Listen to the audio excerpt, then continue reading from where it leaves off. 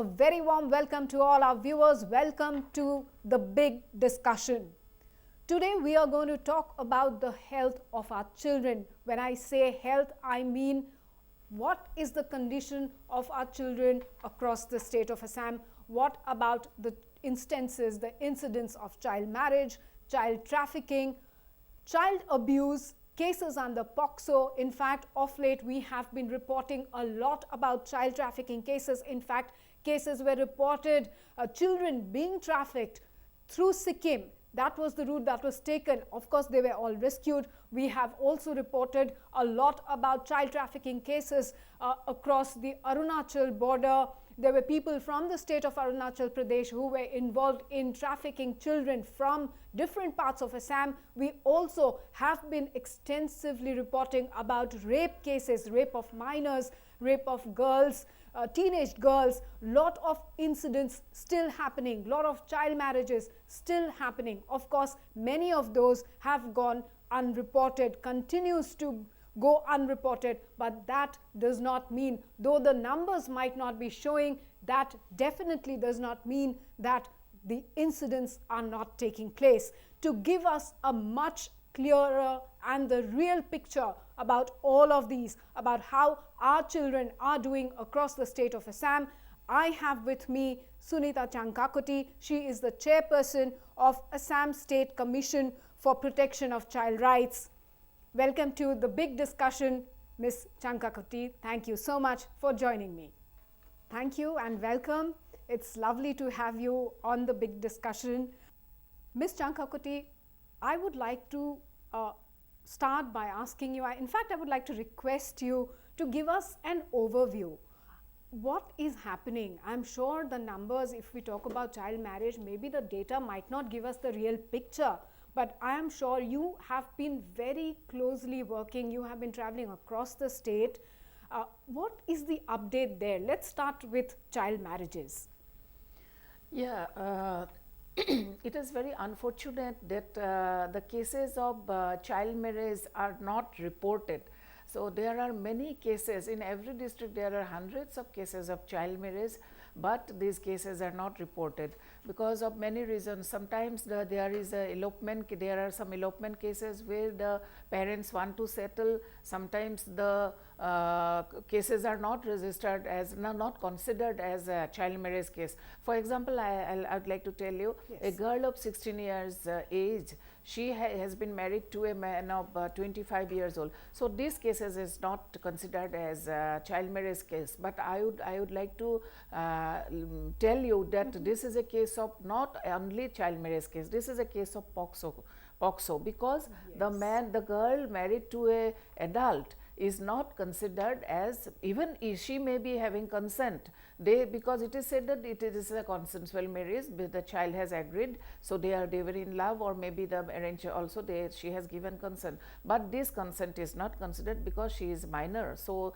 it is considered as POCSO case. So these type of cases are not registered, and I am very sorry to inform you that the cases registered under our Assam State Commission for Protection of Child Rights, the number of in case of child marriage is less. Ms. Changkakoti, in fact, the fact that you mentioned now that there is the 16-year-old girl, she gets married to a 24-year-old man.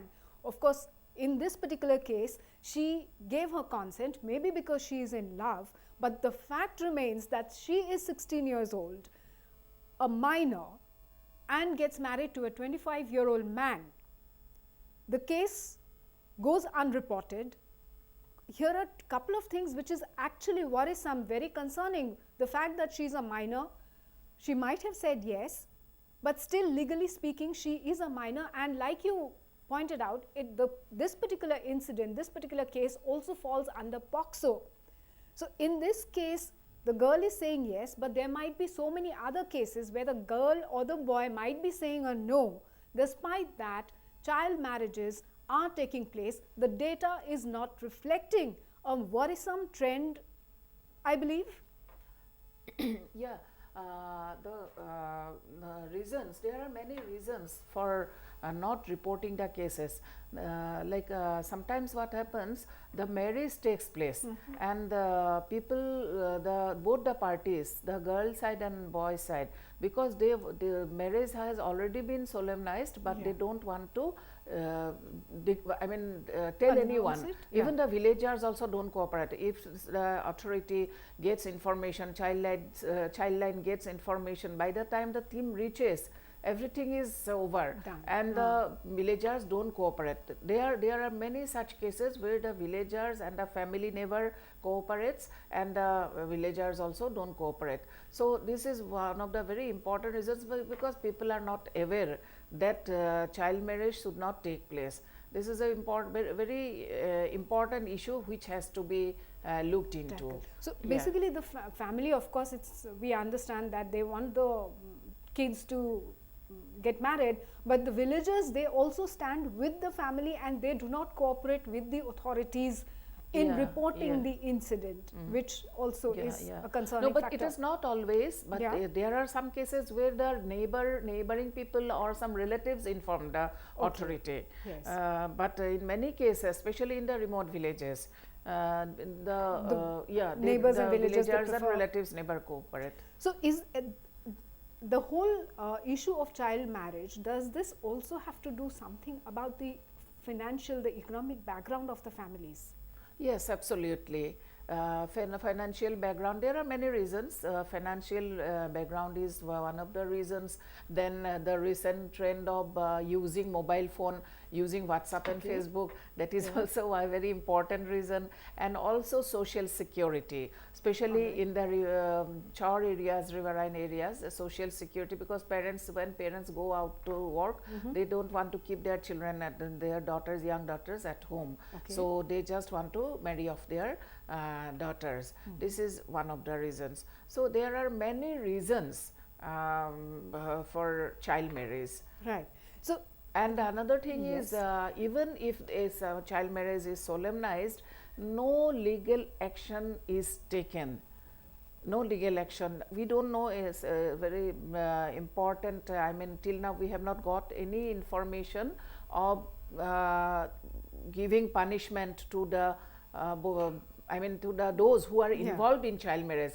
But I would like to tell you that those who are there under the Child Marriage Act, there is a provision that it is not only the parents of the children, even the priest or qazi who has performed this marriage are also booked under to be booked under Child Marriage Act. Even those who went to attend the marriage, they are also to be booked under Child Marriage Act. But this is not happening in practice. So, so when a child marriage takes place, so the first person who needs to be informed, I assume, is of course the local police station. Local police station, where there is, in some districts there are child line, so child line 1098 has to be informed.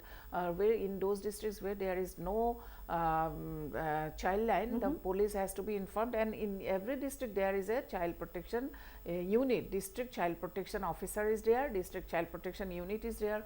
In the DCPU there are social workers, there are program officer of institutional care, non-institutional care. So they are the people who have to be informed.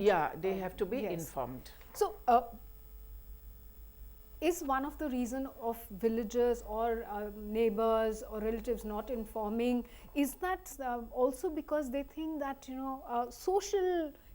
socially speaking, they feel that it's always better. You've already mentioned that many parents think that getting their young daughters married is better from safety point of view, security point of view. Is it also to do about how people's beliefs, in villages, and their ignorance, what happens if they marry off their daughters young, the physical, the psychological impact that the child goes through, is they must be still ignorant about that? Are these also reasons? Yeah, absolutely, because of lack of awareness.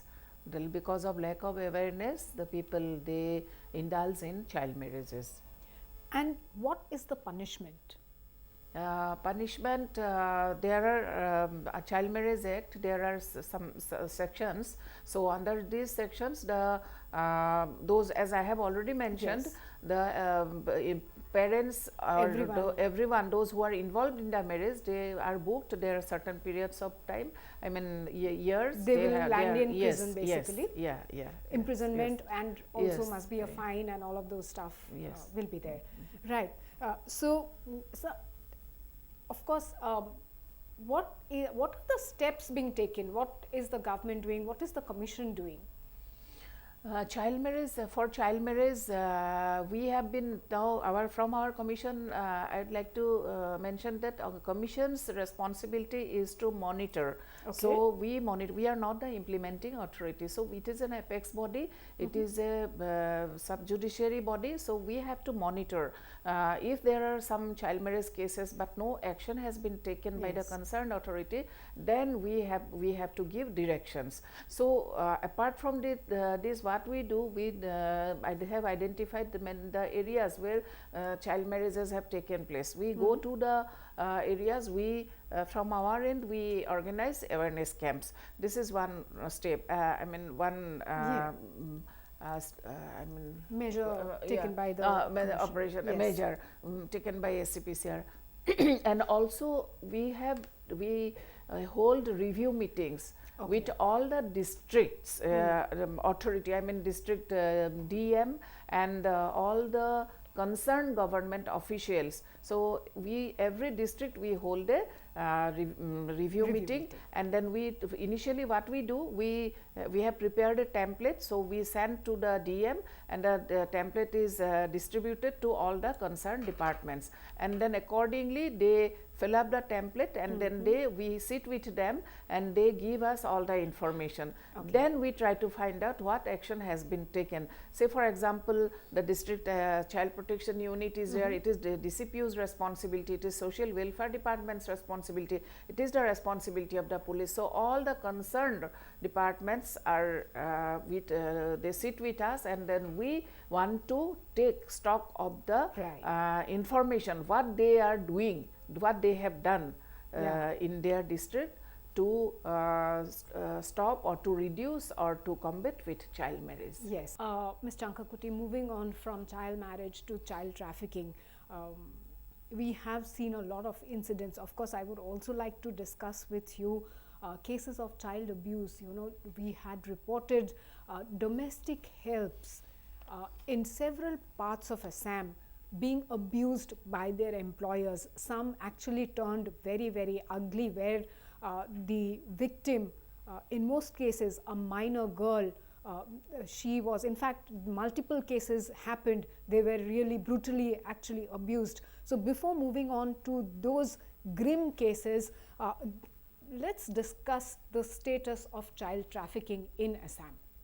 Yeah, child trafficking, the cases reported with our commission in 2022 till now, we have got 6 cases. In 21 there were 11 cases, and you will be surprised to know that during 2020, when the COVID pandemic was in full form, we had the case of number of trafficking cases was 23 registered with ACPCR.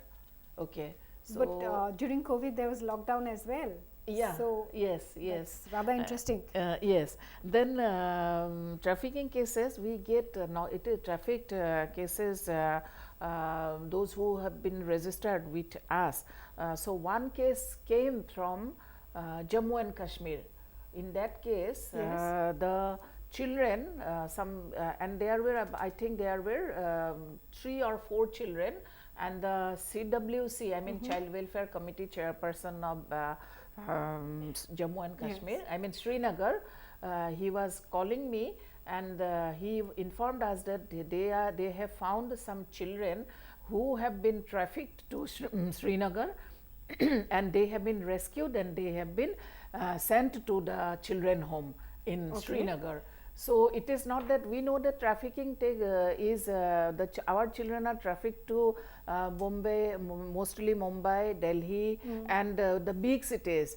But recently, many cases there are many cases of trafficking where the children are sent to Jammu and Kashmir. Fortunately, these children were rescued by Childline there, and they were, I think Childline or police, I don't know exactly, yes, but they were rescued and they were sent to the rehabilitation home. So this entire episode, this incident of child trafficking, children being trafficked from Assam to Jammu and Kashmir happened during the COVID lockdown. Yes, during the, I think this process started from 2019. Okay. Or maybe COVID, just before COVID right. Started. Yes. Yeah. Yes. And any reason why the data reflects that during COVID the numbers shot up significantly compared to the earlier years? Yes, because COVID, and you know the case of Sikkim child labor, yes. that is also a case of trafficking. So what happened, because of the lockdown, yes. many people, poor families, they could not go to work. Yes. So what happened, because when they lost their income, their earning source, so the children, they sent some parents sent their children, or maybe some children volunteered to go out to work. To look for so as soon as the lockdown was lifted, yes. so the children were sent to different places. So that way, I mean, the trafficking, the traffickers, you know that there are rackets of traffickers. Yes. So the traffickers took advantage of this situation, and they took the children from Assam. Right. So any pockets where, you know, the child trafficking, the maximum number of children get trafficked from? Yeah, I would, from the data we have, I would like to share with you. Udalguri district, yes, and then Bongaigaon district, okay. Also Kamrup Metro, Sonitpur, all these districts are there. But this is the data available with us. But otherwise, so far our I mean our involvement is yes. concerned. The data, the pockets, if you ask me the pockets, then pockets are in the places in Bagsa district, Udalguri okay. district, Chirang, Kokrajhar, and then Lakhimpur Dhemaji bordering Arunachal Pradesh. So these are the hotspot districts. But apart from that, Sonitpur is also there, Sonitpur, Biswanath also there. These are the hotspot districts. I mean, you can say entire north bank of Brahmaputra, but that doesn't mean that there are cases of trafficking in the south bank, like from their children from Upper Assam also are trafficked, especially from tea garden areas. I mean, not the areas nearby tea garden. So many children are trafficked from there. So what does the law say once they are caught? What happens? I mean, and has the government or the commission been able to, or maybe the Assam police been able to bust some of these trafficking nexus? Yeah, that is a very good question you have asked me, because let me tell you, trafficking, our government is very much concerned about trafficking, and always whenever there are the government, our Assam police, whenever there is any information of trafficking in other states, immediately our police department, especially the CID department, tries to find out the trafficker, and in most cases the children are rescued. Right. But this is a very complicated situation. For example, I am telling you, a girl of 9 years age has been trafficked, and the parents have been, just 2 days ago we had a meeting in Paneri district, Paneri constituency, which is the constituency of our Honorable Speaker of Assam Legislative Assembly, Ms. Sri Vishwajit Doimari. So we are going to, we plan we have identified a few constituencies. These constituencies will be considered as child-friendly constituency. Okay. So our Honorable Speaker was very much interested. So first meeting we held in, that was an awareness meeting, we held in Paneri. Okay. So this discussion was there, that parents, because of their lack of awareness, the parents, they volunteer their children to go out of their home, out of their village to outside the state.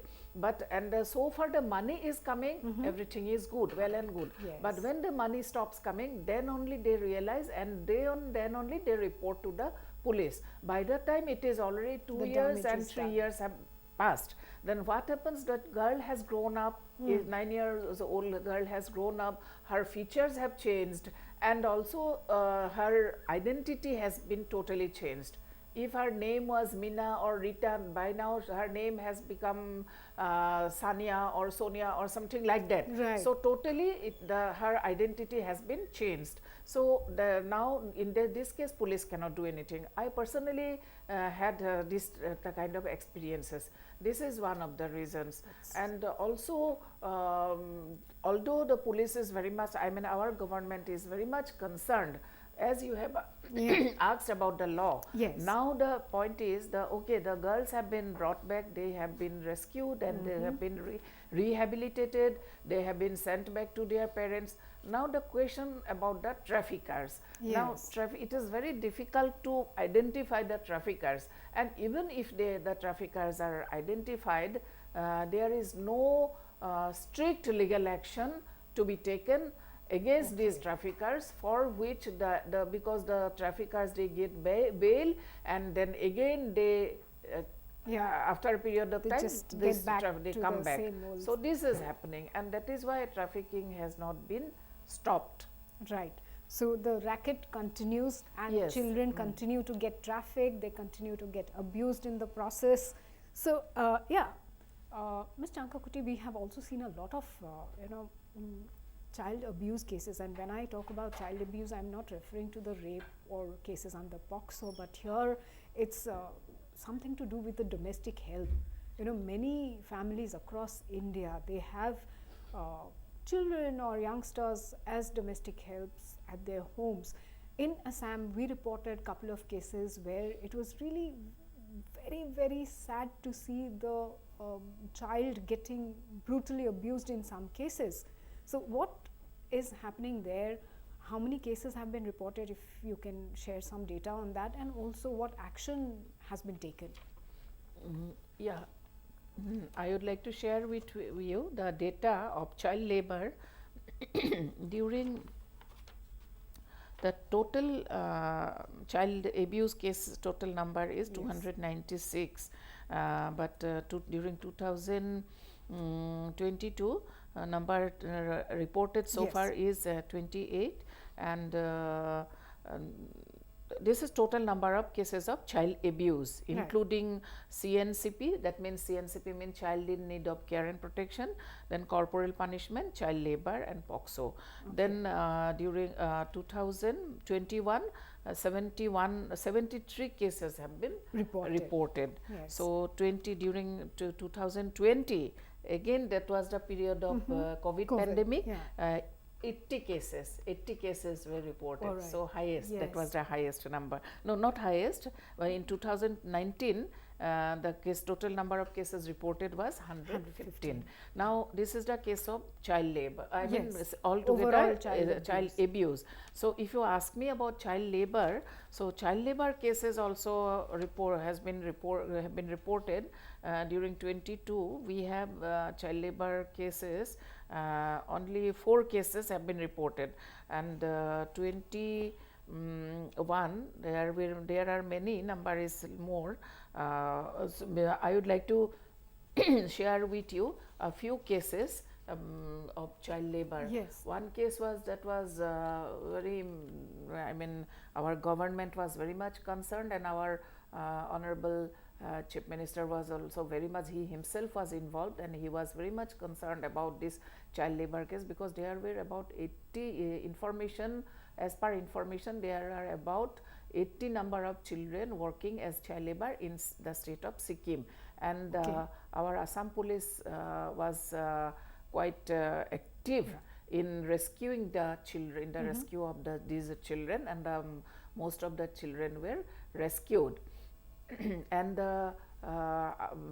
those children who were rescued, they were, because of poverty, they went, and because their parents were working as laborer in the bordering Bhutan, So when during the pandemic time they didn't have any earning source, they could not go to crossing the border. Yeah. They could not go there, go to Bhutan. So they didn't have any income source, and that is why their children were sent to Sikkim to work, to earn. Okay. And when our police department rescued the children, the Honorable Chief Minister was very much concerned, and he himself took initiative to rehabilitate the children. So the children have been rehabilitated. I think so far I know 40 children have been already rehabilitated in different children homes. Okay. So that is a success story Yes. of our government. And then second story is it is a bit matter of concern,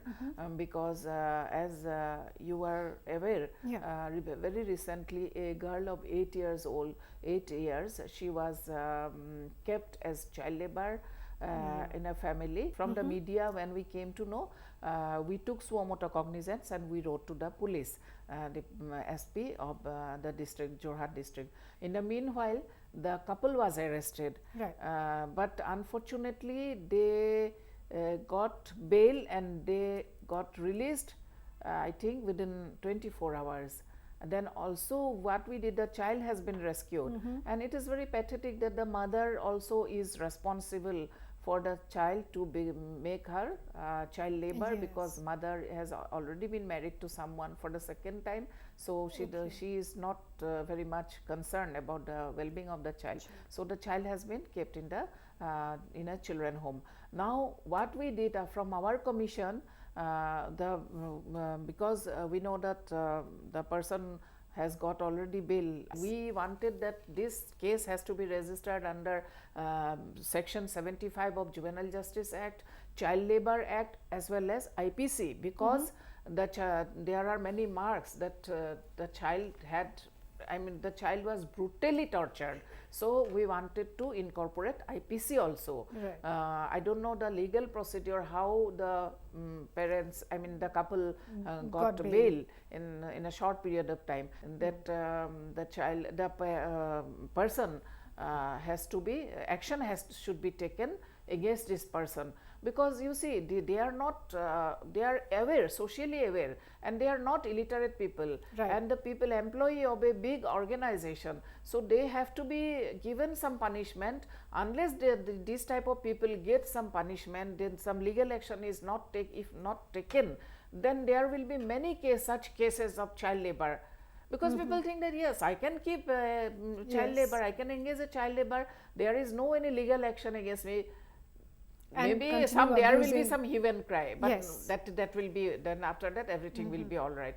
So when we wrote to the employer organization, we have got a reply that they cannot take any action against this person, because the incident did not occur in their premises, and the person was not kept in even if the person was kept in police custody for more than 48 hours, Right. then they could have taken some, could have been able to take some action. All But since the man was he was Yes. in the police custody for a very little while, so no action can be taken against him, and also there is no any proof. So ultimately nothing could happen. Yes, it's So very if unfortunate. very unfortunate. So if these things are, no one is responsible to take action Yes. against such type of people, then how can we expect the child labor will be reduced? Right, or abuse against children Yes. at home, Yes, where they are absolutely. employed as Yes. domestic help or something. Of course, such incidents will continue, and our children will continue to get hurt, and these, I think, leaves a scar for life. It's not just the physical scar, it's also the mental, emotional yes. trauma. The scar stays on Yeah, with them. yes. You mentioned about child-friendly constituency. Would you like to share a little bit of detail? What the whole concept is, what is going to happen? Yes, recently we had a dialogue with the UNICEF, and both UNICEF and our Child Rights Commission have jointly taken up this program. So we as of now we have identified 10 constituencies which are high burden. So child rights in regards to child rights issues. So these high burden constituencies have been identified, and we have already started this process from the Paneri constituency, our Honorable Speaker's constituency. So we in this program what we are doing, first of all we have to sensitize the media people. So media, so that we have urged that the media personnel, they report about the abuse of a child in a proper way, because there are some protocol which need to be followed, like the child's name should not be mentioned, the photo should not be revealed, and there are many such protocol which needs to be followed. So we have already set with the media, and that was a very responsive program, I mean interaction, very interactive program. The media people were very much interested to know about the guidelines of reporting about a child. So that was quite fruitful. And also then on the second day we sat with the VCDC members, then representatives from different organizations, women organization and students organizations, social organizations, and we discussed about the child rights issues. What issues are to be considered as a child rights and how the reporting should be done. So all these things were discussed, and then we have followed up this. I mean, this will be followed up in other districts, other constituencies also. So fortunately the representatives of these constituencies, the MLAs, irrespective of different political parties, they are very much interested, and they have come forward, and they have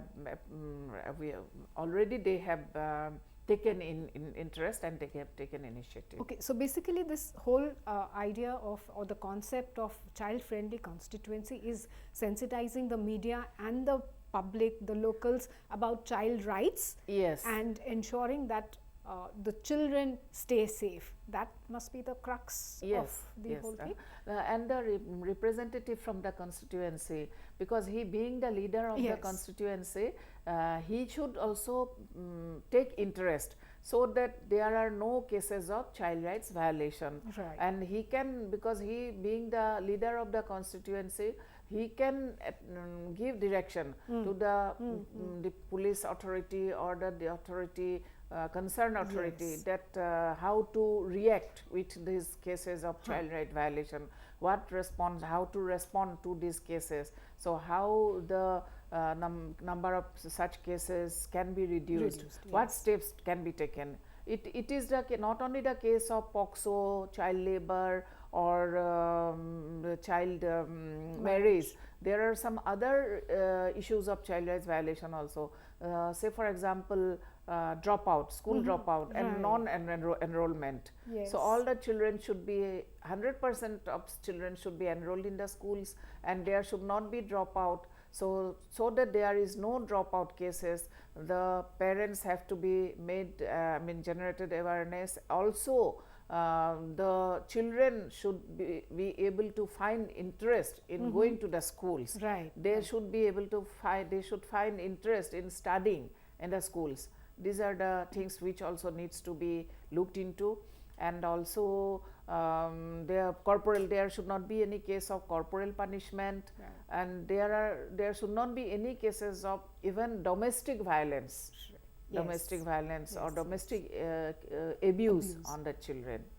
So basically this particular program will look into the overall well-being of a child, well-being and proper growth of a child, be it health-wise, education, everything else. That is the idea of child-friendly constituency, right? Yes.